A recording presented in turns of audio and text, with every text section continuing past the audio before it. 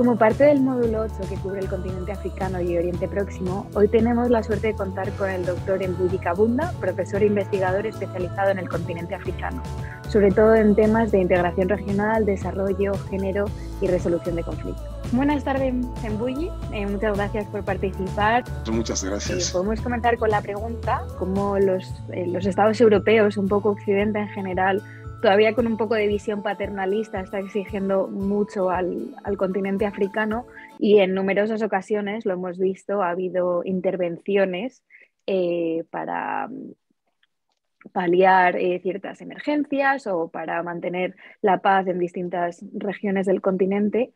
¿Hasta qué punto podemos decir que estas intervenciones extranjeras han ayudado o han colaborado con el mantenimiento de la paz? Ahí tenemos un balance muy controvertido.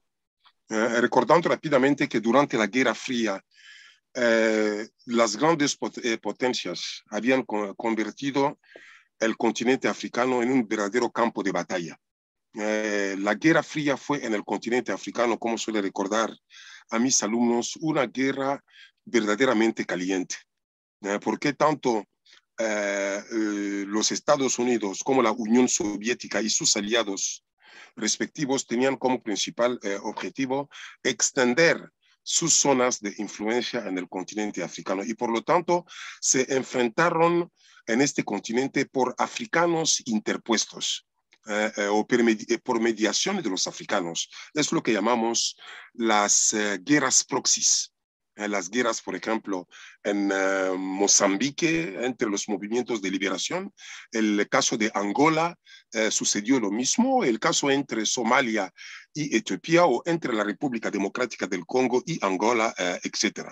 Por lo tanto, en el pasado, sobre todo durante la Guerra Fría, las intervenciones extranjeras han sido nefastas para este continente, porque no solamente habían permitido mantener las dictaduras, cada una de las potencias había apoyado una dictadura allegada, ¿no? Una dictadura con la que compartía las afinidades ideológicas. La Unión Soviética apoyaba los regímenes marxista-leninista y Estados Unidos y Occidente apoyaban los regímenes pro-occidentales dictatoriales, ¿vale? Por lo tanto, esta realidad no se puede perder de vista. Después de la Guerra Fría, yo preferiría centrarme un poco en las intervenciones extranjeras a través de las operaciones de mantenimiento de la paz de las Naciones Unidas, que para mí las Naciones Unidas han tenido un papel fundamental en el continente africano. No solamente han permitido a muchos estados africanos sobrevivir. El último caso es el de la República Democrática del Congo, sino también han apoyado la agenda del desarrollo prohumano en este continente, contrariamente a las instituciones de Bretton Woods. Las instituciones de las Naciones Unidas han apoyado el desarrollo humano en este continente. Y las operaciones de mantenimiento de la paz de las Naciones Unidas han conocido un aspecto positivo y otro negativo. Es decir, han conocido fracasos y éxitos.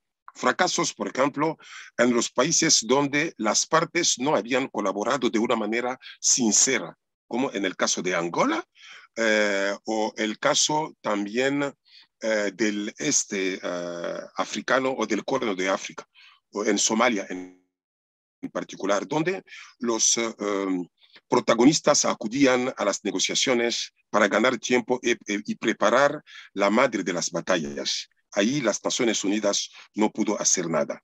Pero hay casos en los que las Naciones Unidas han intervenido y han puesto fin a la guerra y han permitido la reconciliación, han permitido la puesta en marcha de movimientos de reconciliación en algunos países. Es el caso, por ejemplo, de Mozambique, el caso de Namibia o el caso de la República Democrática del Congo. Por lo tanto, cuando se habla de las intervenciones extranjeras en el continente africano, hay que distinguir las intervenciones de las potencias clásicas y de los países emergentes cuyo principal objetivo es tener acceso a los recursos naturales de este continente y a los mercados del continente africano, y las intervenciones de las Naciones Unidas cuyo principal objetivo es fortalecer los estados de derecho y conseguir una paz duradera en muchos países africanos.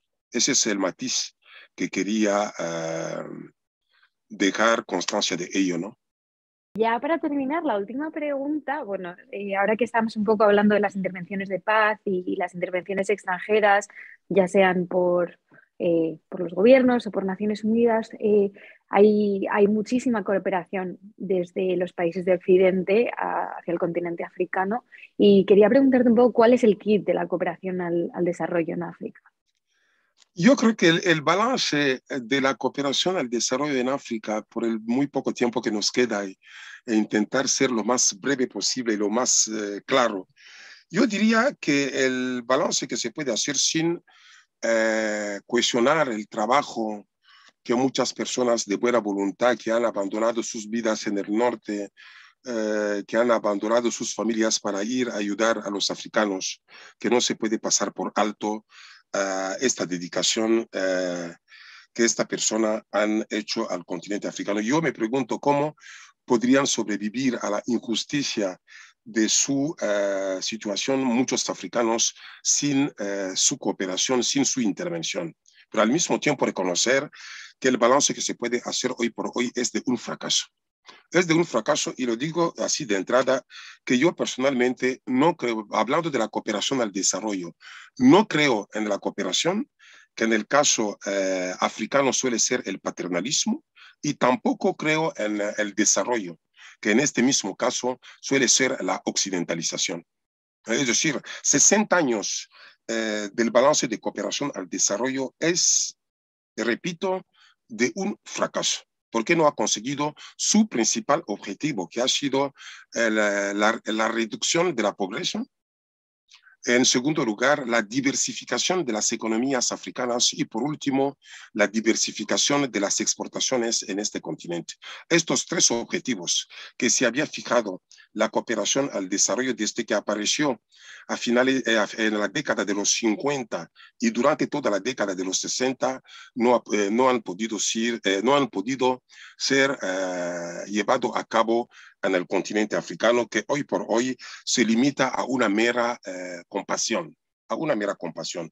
Y ello por varias razones que atribuyo tanto a por varias cosas, no quería decir por varias causas, que es preciso atribuir tanto a los donantes como a los beneficiarios. Eso es muy importante, este equilibrio, ¿vale? Por parte de los donantes, nunca habían tenido como principal objetivo la lucha contra la pobreza en este continente. Y los donantes han dado en muchos casos prioridad a sus intereses económicos, comerciales y geoestratégicos, en detrimento de la verdadera cooperación. Y al fin y al cabo, en muchos casos se trata de una ayuda condicionada, de una ayuda ligada. Es decir, yo te presto, te doy esta ayuda, pero tú compras a mis empresas, ¿vale? Y ello reduce la eficacia de la ayuda en un 30 al 40%. Por lo tanto, se trata de una cooperación ligada, una cooperación condicionada. Se da muy poco con una mano y se cobra muchísimo con la otra mano. Yo suelo decir, ¿a qué sirve dar tanto dinero a los africanos y al mismo tiempo imponer políticas macroeconómicas contraproducentes? Por ejemplo, mantener la deuda externa que asfixia prácticamente a muchos países africanos, el proteccionismo de los países del norte, que impide a los países africanos utilizar el comercio internacional como instrumento de desarrollo. Y estas prácticas explican que la ayuda o la cooperación al desarrollo se encuentra en un callejón sin salida. Y también la responsabilidad es de los beneficiarios. Es de los beneficiarios porque muchos fondos que se ha dado en la cooperación al desarrollo han servido para la corrupción, es decir, la mala gestión de los beneficiarios. Y en el mismo sentido, yo diría que se han dedicado estos fondos a otros objetivos que los del desarrollo. Y un argumento, un factor que considero como fundamental y objetivo es la falta de instituciones para gestionar estos fondos. Es decir, la debilidad institucional de muchos países del sur y africanos en particular. Por lo tanto, reitero que el balance que se puede hacer de esta cooperación es de un fracaso. Porque África ha sido el continente que más fondos ha recibido y curiosamente sigue siendo el continente más subdesarrollado. Que en este continente la ayuda al desarrollo ha servido para todo, salvo para el desarrollo. Es decir, ha servido para los intereses de los donantes y también de las clases gobernantes del sur o las clases gobernantes africanas, que he llegado a la conclusión según la cual ha sido la ayuda de los ricos de los países ricos a los ricos de los países africanos contra los pobres de estos países. Al fin y al cabo, yo diría que la Unión Europea se suele considerar su cooperación como un modelo de cooperación norte-sur. Y es verdad que durante mucho tiempo la Unión Europea ha fundamentado su cooperación en el desarrollismo económico, en lo que llamaría también la igualdad entre los socios o la cogestión, la prioridad a las infraestructuras y, por último, el favorecer la inserción de los países africanos en el comercio internacional. Pero, desde luego, pasando de los acuerdos de Lomé a los acuerdos de Cotonú, en sintonía con las reglas de la Organización Mundial del Comercio, se ha impuesto a los países africanos los acuerdos de partenariado económicos. Unos acuerdos que explican la eliminación del trato preferencial a favor de la reciprocidad. Esto significa que los países africanos han perdido los derechos aduaneros y lo poco que conseguían con estos derechos para luchar contra la pobreza. Es decir, se impone las mismas reglas del juego entre socios totalmente desiguales. Por lo tanto, estas reglas que se han impuesto en el marco de la cooperación con la Unión Europea explican que la cooperación entre la Unión Europea y los países de África, el Caribe y el Pacífico, y me voy a referir exclusivamente a los países africanos, se encuentra en una situación en trámites de divorcio. Por una parte, la Unión Europea prácticamente con muchos países que no tienen este pasado colonial e incluso este futuro postcolonial y neocolonial en el continente africano, no les interesa. Prefieren mirar, por ejemplo, hacia los países de la Europa del Este, que son mucho más rentables, porque tienen el sentimiento de poner el dinero en un saco roto, donde los resultados no han estado a la altura de los esfuerzos y de los fondos. Eso es por parte de la Unión Europea, con sus nuevos miembros, ¿vale? Y por parte de los africanos hay también un cierto desinterés. Hay un cierto desinterés porque han encontrado nuevos donantes generosos y están hartos de recibir lecciones de derechos humanos y de democracia por parte de los países del norte. Por eso digo que estamos ante unos socios que están en trámites de divorcio. No hay que engañarse, no van a divorciarse. No van a divorciarse porque tienen interés a mantener estas relaciones, porque no hay que perder de vista que la Unión Europea es un importante socio económico, financiero y político en el continente africano. Y por otra parte, la Unión Europea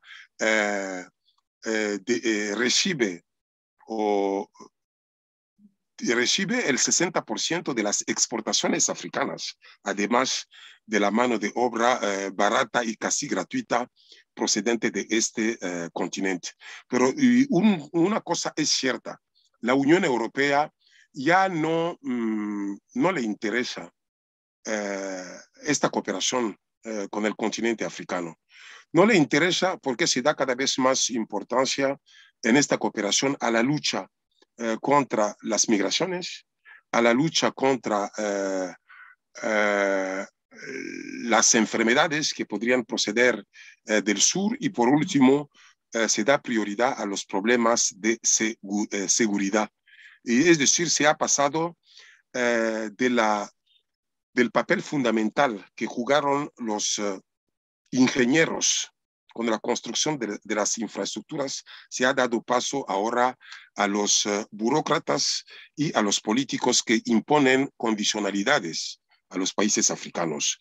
Por lo tanto, es una cooperación que está de verdad en una situación muy crítica, en una situación de rechazo por ambos socios, es decir, la Unión Europea y África.